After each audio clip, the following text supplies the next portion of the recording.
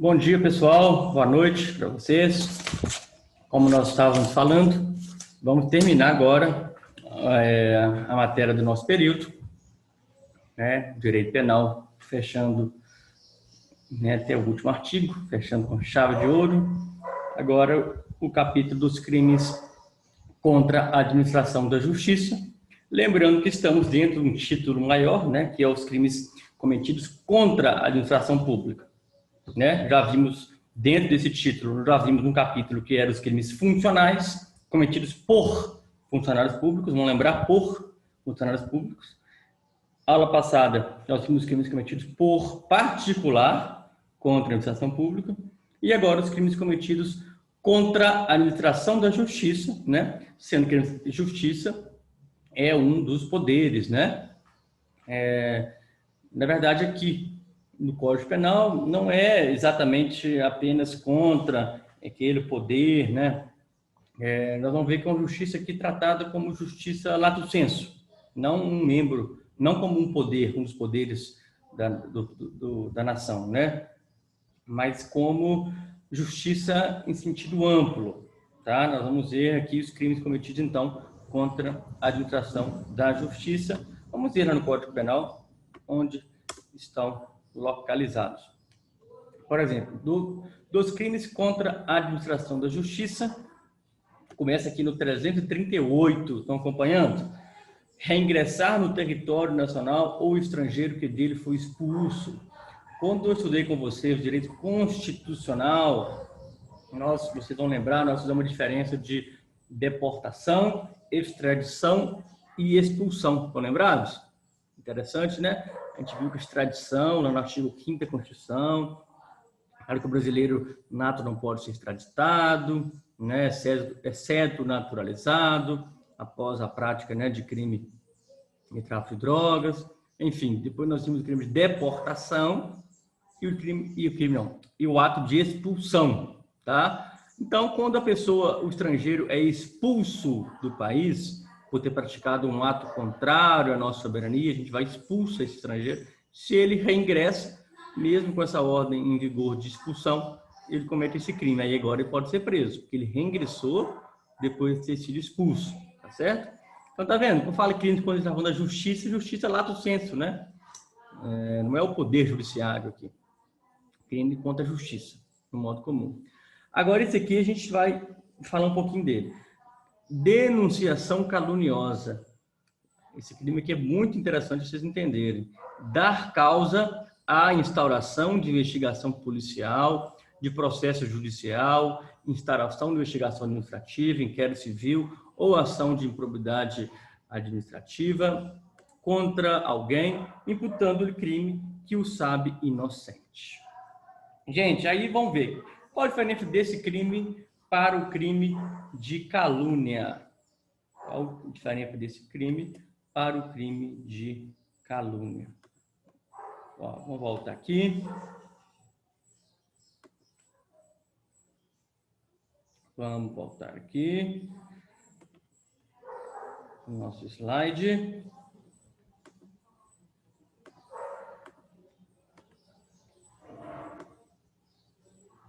Agora nós vamos ver o crime de denunciação caluniosa.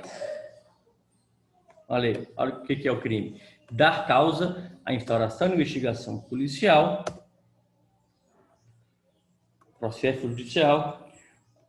Gente, é mais do que uma calúnia. No período passado nós fizemos calúnia, que é quando eu atribuía a alguém um fato criminoso do qual eu sabia que ele era inocente. Tá certo? Calúnia, crime contra a honra. Professor, qual a diferença aqui então? A diferença é que agora, essa minha conversa fiada gerou uma movimentação estatal.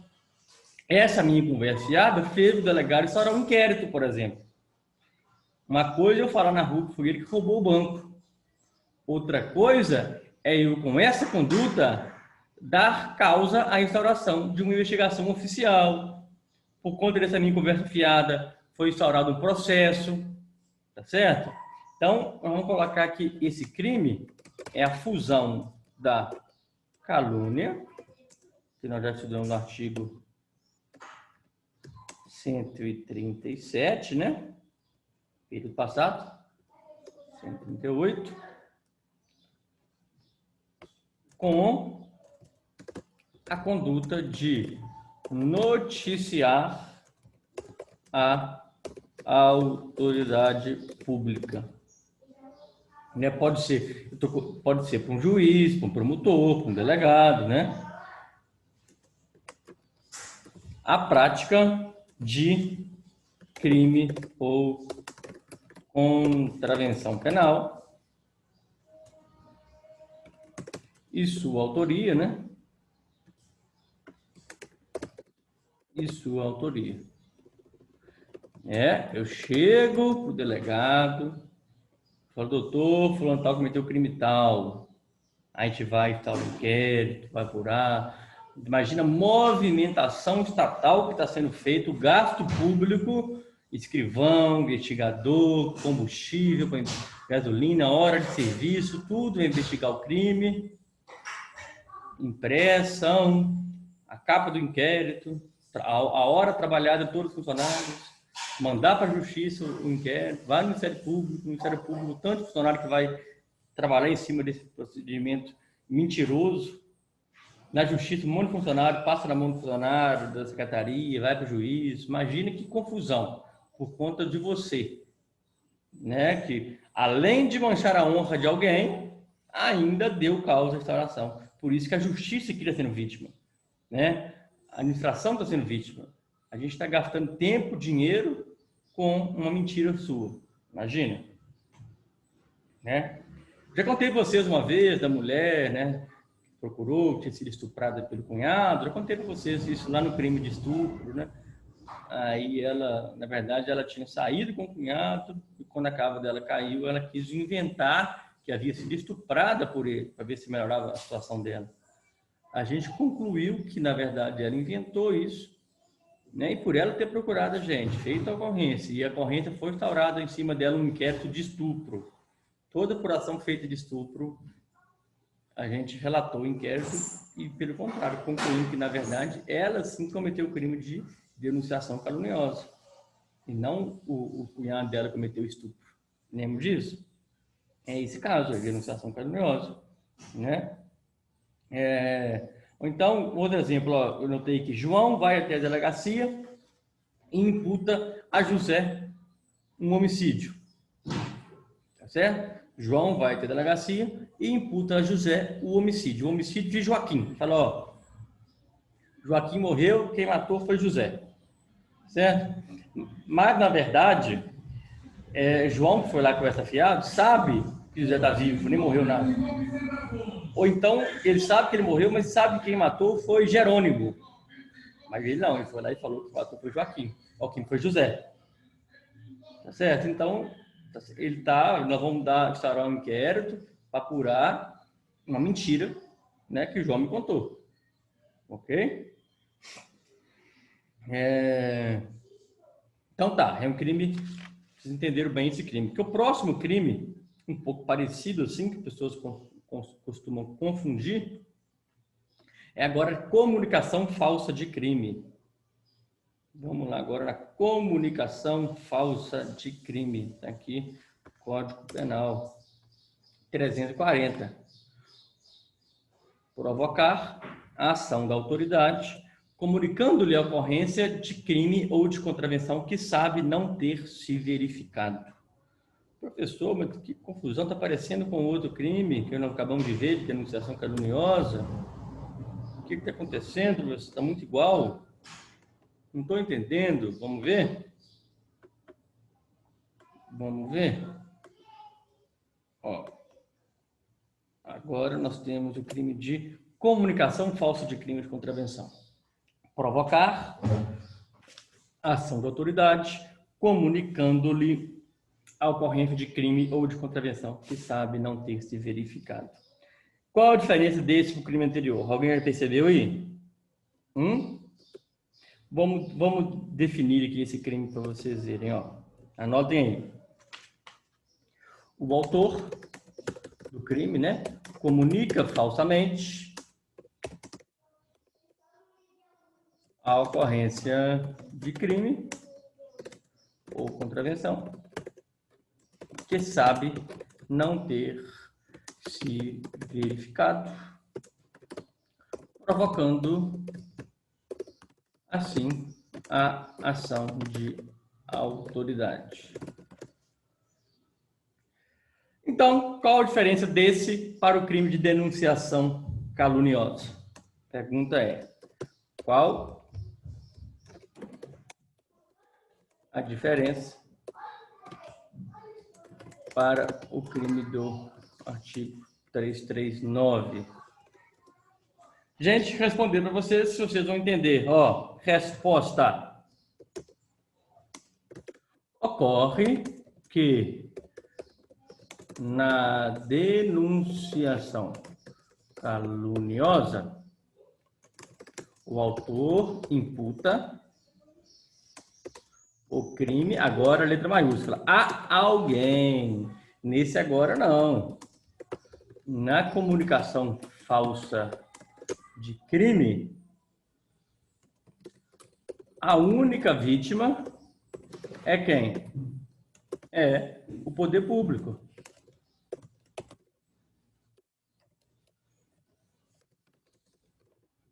É o poder público. Pois as autoridades perdem valioso tempo e recursos que deveriam ser utilizados no enfrentamento. Quer vir aqui, Benício? De crimes reais. Olha para você ver. A diferença, então, olha, na denunciação caluniosa, eu falo que o crime ocorreu e foi cometido por fulano. Vem cá. Aqui, gente, ó, sempre aparece mais novo. Esse é o mais velho agora, ó, Benício. Vamos ver aqui para você. Dá um abraço, pessoal. Dá um beijinho para ele, vai. Aí. Esse é o mais velho. Gente, então, observem que a diferença lá na denunciação caluniosa eu falo assim, fulano cometeu aquele crime, aí por isso a gente vai e instaura um inquérito para investigar.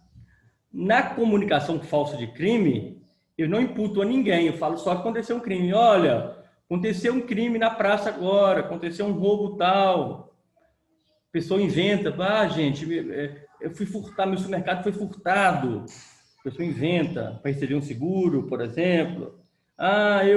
Minha arma foi furtada. Mentira, tá certo? Comunicação falsa de crime. Não está falando quem, está falando que aconteceu um crime que não aconteceu.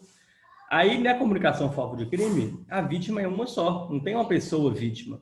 Aqui a vítima é só o mesmo poder público. Né? A gente vai gastar tempo, dinheiro, recursos para apurar um crime que não aconteceu. Tá certo? Beleza. Próximo crime, também parecido com esse, olha, desse grupo aí, 341. Autoacusação falsa de crime. Autoacusação falsa. 341. Acusar-se perante a autoridade de crime inexistente ou praticado por outrem. Professor, quem faz isso? Ninguém é doido, não? Não, hein? O que mais acontece? O que mais acontece? Né? Acontece um homicídio numa casa, né? O pai está agredindo a mãe vai dar uma machadada na cabeça do pai e morre, certo? Ou então, o que mais acontece? O filho entra, acaba matando o pai. A mãe vai para o filho não ser punido e fala, fui eu que matei. Crime de autoacusação falsa. Ela se autoacusa, ela fala assim, eu matei meu marido. Na verdade, foi o filho que matou. Mas ela quer proteger o filho, né? Ou um outro exemplo que mais acontece, tráfico de drogas. A gente prende aqui tanto de gente, o que acontece? Quem assume a fita, olha só, os menores, né? Aí os menores infratores, 15, 16 anos, 17 anos, falam, a droga é toda minha, eu sou traficante. Aí, o que ele faz isso? Para salvar os colegas, né?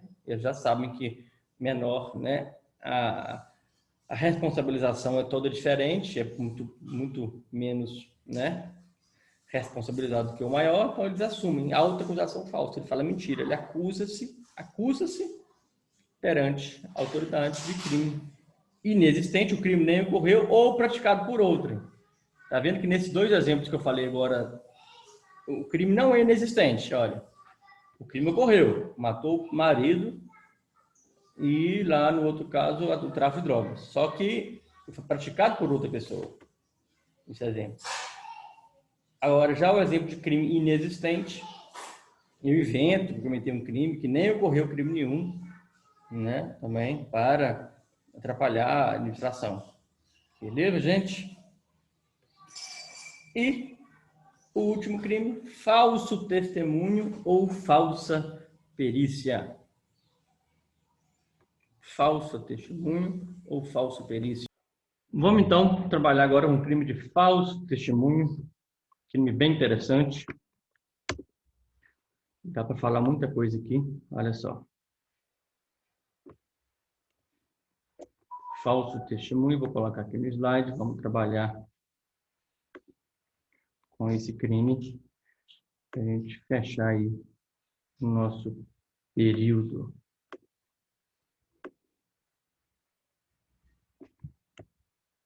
Ué, fechou aqui.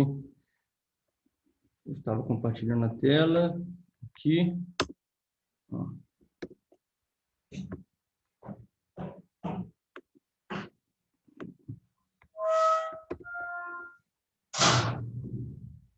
Gente, falso testemunho ou falsa perícia. Gente, vocês já estudaram no processo penal, né? Quando estudaram provas, que o Brasil adotou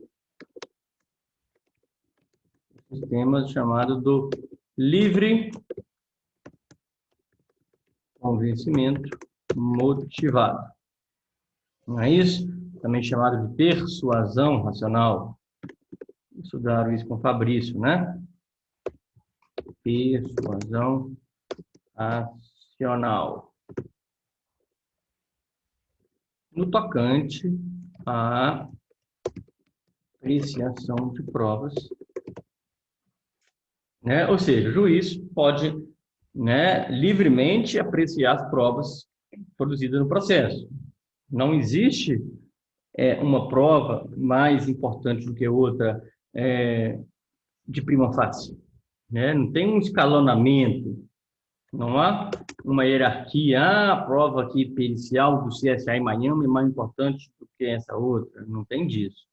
Não há hierarquia entre as provas. Sendo que a prova testemunhal é mais uma dessas provas, né? Em meio aos vários tipos de provas, existe a prova testemunhal, né? Vocês estudaram a prova testemunhal, que é a informação prestada, podemos definir a prova testemunhal como informação prestada por quem tem conhecimento do fato. Bacana? Então, a prova testemunhal é aquela informação prestada por quem tem conhecimento do fato. Ela é mais uma das provas dentro do sistema do livre convencimento motivado, da persuasão racional. Não existe um pré-escalonamento, né? Vocês estudaram, né? De qual prova é mais importante que a outra, como nós estamos no sistema acusatório, né? Não tem o sistema, antigamente existia o sistema inquisitivo, o sistema tarifado, em que as provas já tinham uma pré-peso, né? Cada prova tem um peso. Não é matemática isso. O juiz pode se convencer do jeito que ele quiser, desde que ele fundamente e motive a sua decisão. Não é assim? Então, a prova testemunhal é mais uma dessas provas que vai ajudar a formar o convencimento do julgador. Não é assim? Agora, o crime, então, ocorre quando acontece o quê? Então, nós vamos escrever que crime é esse. Aí fica interessante. A gente não sabe. O crime é cometido por quem? Por quem? Em testemunho, quando a pessoa está testemunhando, por quem em testemunho faz afirmação falsa, todo mundo sabe. Agora, pouca gente sabe. Então, quando ele nega ou cala a verdade também. Olha só. Que coisa, hein? Então, vamos trabalhar cada uma dessas três hipóteses. Fazer afirmação falsa. Mais simples de entender, né? Aqui é o falar mentira, né? A pessoa é uma testemunha. A testemunha pode ser tanto na fase processual, quando está lá no fórum, ou na fase, né, inquisitorial, na fase do inquérito, na fase pré-processual, na fase investigativa, né? Quando eu intimo alguém, aí no nosso depoimento, dentro do inquérito, ele vai e fala mentira comigo. Fala assim, olha, você está cometendo um crime, sabia? Você está cometendo um crime, você tem a obrigação de falar a verdade. Você, quem já observou, já foi em audiência do fórum, quem acompanha, já observou que antes de começar a prestar depoimento, o juiz adverte a testemunha. Você vai começar a falar agora, você tem a obrigação de falar a verdade sob pena de crime de falso testemunho. O juiz alerta as testemunhas nos júris, nas audiências. Quem acompanha, quem já foi, vai lembrar disso. Quando começa o juiz, adverte. A gente, como delegado, também. Olha, você tem a obrigação de falar a verdade. Se falar mentira, vai estar cometendo um crime. Tá certo? Então, um exemplo, ó. Exemplo. Joana, testemunha ouvida em juízo. Botando para vocês um exemplo. Joana, testemunha ouvida em juízo, com a intenção de forjar um álibi, diz falsamente ao magistrado que estava em viagem com o réu na data em que se verificou o fato a ele imputado. Captaram? Vamos de novo. Joana, testemunha ouvida em juízo, com a intenção de forjar um álibi. Ele quer forjar um álibi, ou seja, ele quer falar que ela estava em lua de mel com o réu. Não foi ele que matou, seu juiz, porque eu estava com ele viajando. Ela não fala assim na cara, né? Combina antes, fala assim, eu estava com ele em Paris, nós estávamos amando, né? Estávamos fazendo, nessa hora, estava fazendo cócegas dentro da barriga dele, inclusive. Na hora, que dia foi? Ah, no dia 11 de setembro do ano 2019. E que dia que a pessoa morreu aqui? 11 de setembro de 2019, do Brasil, aqui no distrito de Granada, em Abicampo, ali, entre Raul Soares e Abicampo. O homicídio foi ali. Ah, tá. E a testemunha fala que o cara que está sendo acusado de homicídio estava em Paris com ela. Ela conta no depoimento que está fazendo cosquinha na barriga dele. Tá querendo fazer um álibi, né? Para falar que o cara estava em outro país, não tem como ser ele. Só que isso é mentira. Ela vai ser processada por crime de falso testemunho. No meu exemplo, Joana, testemunha ouvida em juízo, com a intenção de forjar um álibi, diz falsamente ao magistrado que estava em viagem com um réu na data em que se verificou o fato a ele imputado. Ok? Outra maneira de cometer o crime é quando a testemunha negar a verdade.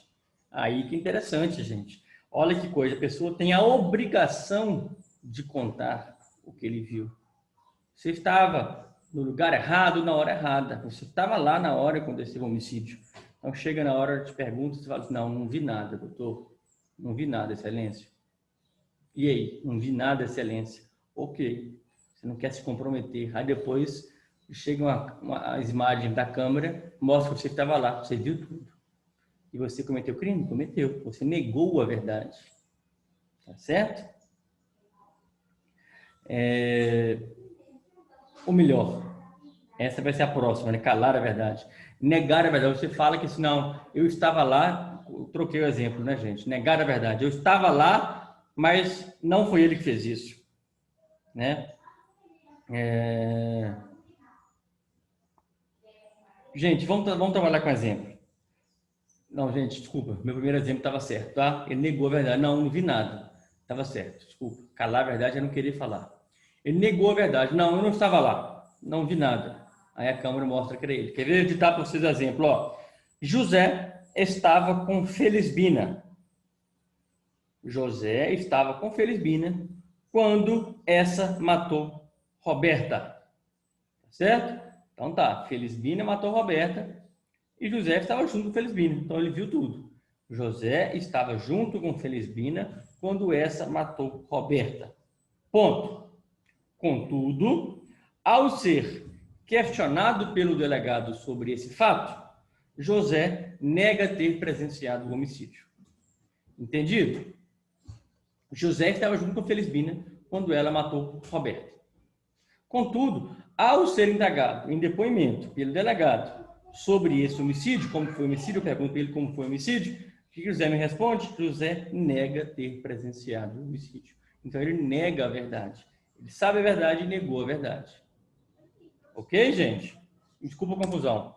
Vocês entenderam o que é negar a verdade. A terceira hipótese é calar a verdade. Outro exemplo, vamos lá. O delegado de polícia formula diversas perguntas à testemunha, mas esta nada responde. Só fica, não, quero ficar calado, quero ficar calado, quero ficar calado. Comete crime, porque ela calou a verdade. A testemunha tem a obrigação de contar a verdade. Ela estava no lugar errado, na hora errada. Tá certo? Aí, professor, é obrigada. Eu já vi tanto falar que eu posso ficar em silêncio, que eu não preciso produzir provas contra mim mesmo. Já ouviram falar isso? Então, vamos ver. O tópico agora é artigo 342 e princípio lá do processo penal, chamado do nemo tenetur si detegere. Já falei com vocês também, quando a gente estudou direito constitucional, né? A gente falou do direito de não produzir provas contra si mesmo. Artigo 5º da Constituição. Né? Vamos explicar. Ó, segundo tal princípio, ninguém é obrigado a produzir provas contra si mesmo, ok? Sendo assim, a testemunha não é obrigada a dizer a verdade quando o seu testemunho implicar na sua autocriminação. Oi, meu filho? Ah, não pode não, né? Gente, olha o que eu quero falar com vocês. Olha, um crime de falso testemunho, a testemunha não pode calar a verdade, nem negar a verdade, nem fazer afirmação falsa, não é verdade? Testemunha. Agora, observem que eu estou falando de testemunha, mas a vítima pode. Oh, desculpa, o autor, mas o autor, o acusado, né, o investigado, esse pode falar mentira, esse pode ficar calado, esse pode, gente. Por quê? Não há dúvida quanto a isso, porque não é obrigado a produzir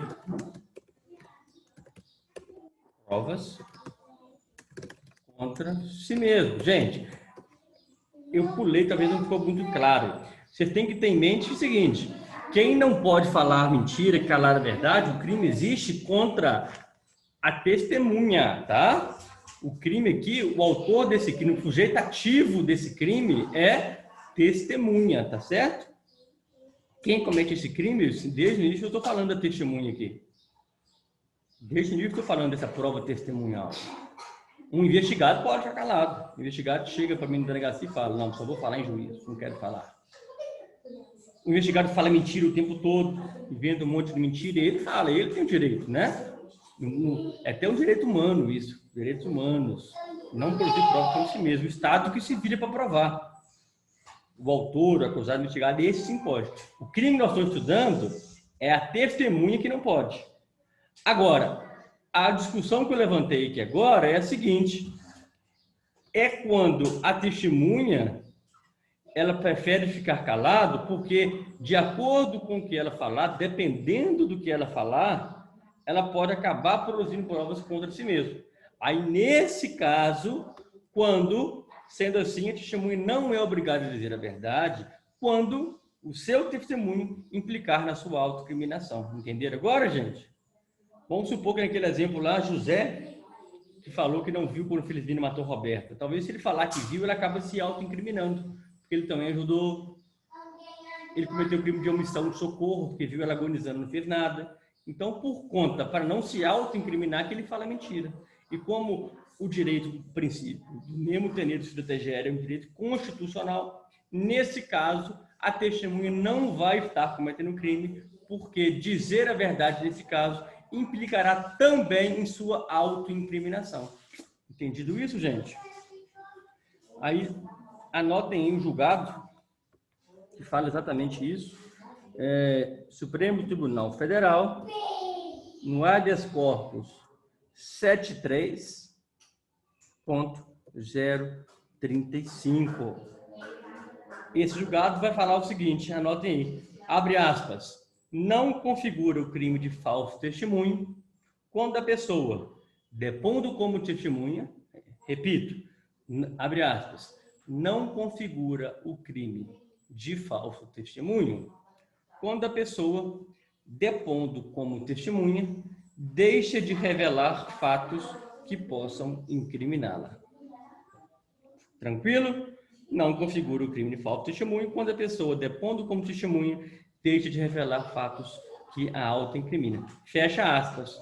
O Supremo, né, reafirmou isso aí que a doutrina já afirmava. Ok, gente? Então, estamos aí mais um crime estudado, crime de falso testemunho, artigo 342. Aí eu quero que vocês depois passem os olhos em casa. Existem alguns outros crimes, olha para você ver. Coação no curso do processo, usar de violência ou grave ameaça com o fim de favorecer interesse próprio ou alheio contra a autoridade, parte ou qualquer outra pessoa que funciona ou é chamada a intervir em processo judicial, policial, administrativo, em juíza ou em juízo arbitral. Tá? Você vai agora aqui fazer coação para direcionar provas no meio do processo. Esse crime 345 já estudamos. Exercício arbitrário das próprias razões. No período passado, quando nós estudamos o crime de constrangimento ilegal, nós estudamos um crime ainda de extorsão. Estou lembrado do exemplo que eu dei dos policiais, pediu dinheiro no banco. Aí a dívida que eles cobravam, na verdade, era devida. O Tribunal de Justiça reformou a sentença que tinha condenado os policiais pelo crime de extorsão, falou que a dívida que eles cobraram era uma dívida lícita. Então, o crime era, na verdade, exercício arbitrário das próprias razões. E crime é esse? Quando alguém quer fazer justiça com as próprias mãos. É isso. Você quer cobrar, satisfazer uma pretensão, ainda que legítima, tem que procurar o quê? A polícia, procurar um processo judicial e não querer bater na pessoa, ameaçar a pessoa para te pagar, para pagar uma dívida, pagar um adimplemento. Tá certo? Fraude processual, 347, inovar artificiosamente na pendência de processo, o estado de lugar, de coisa, de pessoa, com o fim de induzir a erro o juiz ou perito, tá vendo? Fraude processual, você vai inovar no processo, para enganar, fazer fraude no meio do processo, crime feio demais, né? O advogado fez isso, responde no AB também. Favorecimento pessoal real. Quero trabalhar com vocês. Olha, 348. Auxiliar a subtrair-se a ação de autoridade pública do autor de crime a que é combinada a pena de reclusão. Você vai ajudar o cara a fugir. Ele está fugindo da polícia, você vai dar fuga para ele. Você esconde ele, a polícia chega na sua casa, não está aqui não, foi embora. Favorecimento pessoal. Só um minuto, gente. Meu filho. Deixou? Olha lá o pessoal te chamando. Augusto, olha lá. Olha lá, tá vendo? Tá enjoadinho hoje. Não tem nariz entupido, passando mal, né? Dá um beijinho, pessoal. Aí. Gente, desculpa aí, né? Acontece. Estamos acabando aqui, estamos no Código Penal. Favorecimento pessoal, então a pessoa ajuda esse fugitivo a subtrair-se de uma ação da autoridade. A ação da autoridade está sendo praticada, você auxilia ele a subtrair-se dessa ação. Uma fuga, escapar de uma dívida, uma cobrança, tá? E o favorecimento real, aí é prestar a criminoso, fora dos casos com autoria e receptação, auxílio destinado a tornar seguro o proveito do crime. No favorecimento pessoal, eu ajudava a pessoa, ela própria, é pessoal, ajudava ela a evadir-se da autoridade. Agora, favorecimento real, eu ajudo a pessoa a esconder as coisas, o proveito do crime. Eu ajudo essa pessoa a se livrar das coisas do crime. Aí tem aqui uma exceção. Quando não ocorrer uma coautoria, porque pode ser que eu sou o coautor do cara, então nem vai ser favorecimento real. Eu vou colocar o cara como coautor do furto, coautor do roubo. Quando não me enquadrar como coautor do roubo, do furto, vai ser o favorecimento real. Também quando não for receptação, né? Receptação se dá um período passado, que é quando a gente vai um crime específico, né, de comprar, adquirir mercadoria de alguém roubada, certo? Criaram um crime em 2009, 349A, ingressar, promover, intermediar, auxiliar, facilitar a entrada de aparelho telefônico em estabelecimento prisional. Acontecendo muito, né? Entra muito celular no presídio. Então, 2009 criou esse crime. Você comete o crime quando você passa o celular para dentro, você faz o auxílio, facilita, né? O crime, tá certo? Gente,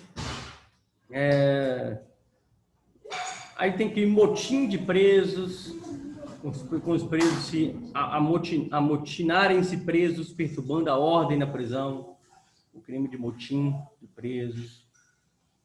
Patrocínio infiel, é legal esse crime, vocês que vão ser advogados um dia, né? Trair na qualidade de advogado ou procurador o dever profissional, prejudicando o interesse cujo patrocínio em juízo lhe é confiado. Isso é crime muito grave, gente. Você trai o seu cliente, você é advogado dele, você começa a praticar atos para prejudicá-lo. Você é advogado dele, pega dinheiro da outra parte e prejudica o seu próprio cliente. Isso é gravíssimo, né? Já pensou? Você tem um cliente, você começa a praticar atos para prejudicá-lo contra ele, porque você se vendeu para outra parte. Né? Muito feio, né? Patrocínio simultâneo ou tergiversação. Quando vocês estudam para a OAB, o Estatuto de Ética da OAB, tergiversação, é isso aí. Quando você começa a trabalhar para duas partes ao mesmo tempo, olha que beleza. E coisa, hein? Incorre na pena deste artigo o advogado que defende na mesma causa partes contrárias. Ei, beleza. Pode ser simultâneo ao mesmo tempo ou sucessivamente. Naquele processo trabalha para um, aí ele vai, né, não dá certo, para de trabalhar. Você para de fazer serviço para ele. Aí passa um mês, 2 meses, 1 ano, você volta a trabalhar nesse processo para outra parte. Também não pode, sucessivamente. Não pode virar de lado dentro daquele mesmo processo. Tá certo? A exploração de prestígio a gente já viu hoje, comparando com a tráfico de influência. Tá vendo? O 359, a desobediência à decisão judicial, também já vimos, que é uma desobediência específica, né? Contra a decisão judicial. Certo? Aí, gente, dos crimes contra finanças públicas, nós temos aqui 2 artigos, não, alguns artigos, um artigo 359, e foi criado A, B, C, D, E, crimes bem específicos, tá? Nunca vi cair em concurso, nunca vi cair na OAB. Aí dá uma olhadinha de encargo de confiança, dá uma lida nos crimes contra finanças públicas, tá? Não são muito importantes, bem específicos contra as finanças públicas. Tá bom, gente? E assim nós terminamos todo o Código Penal. Olha que interessante. É um prazer muito grande trabalhar com vocês no Código Penal, toda a parte especial, né? Desde o artigo 121. Nós vimos 1 a 1 até o 359. Vimos 1 a 1, olha que interessante. Todos os crimes, todos os capítulos, todos os títulos. Vocês são bem preparados para o direito penal, tenho certeza disso. Eu acho que o curso foi bem valioso, foi bem produtivo, tá? Quero agradecer a paciência de vocês, por me aturar todo esse tempo. Pode ter certeza que eu me dediquei ao máximo para vocês, que eu gosto de vocês sabem disso, tá? um prazer muito grande. Me continuo à disposição de vocês, tá? Sempre. Vocês têm meu celular, em redes sociais, tá? Sou sempre à disposição para escrever os artigos, né, no final do período do curso TCC, tá bom? Beleza, gente? Um grande abraço para vocês. Tá? Um prazer muito grande. Nós estivemos juntos durante 6 períodos, né? Isso é quase muito raro, né? Todos 6 períodos juntos com vocês no 6º período. Muito bacana, tá? Um abraço, tá, gente?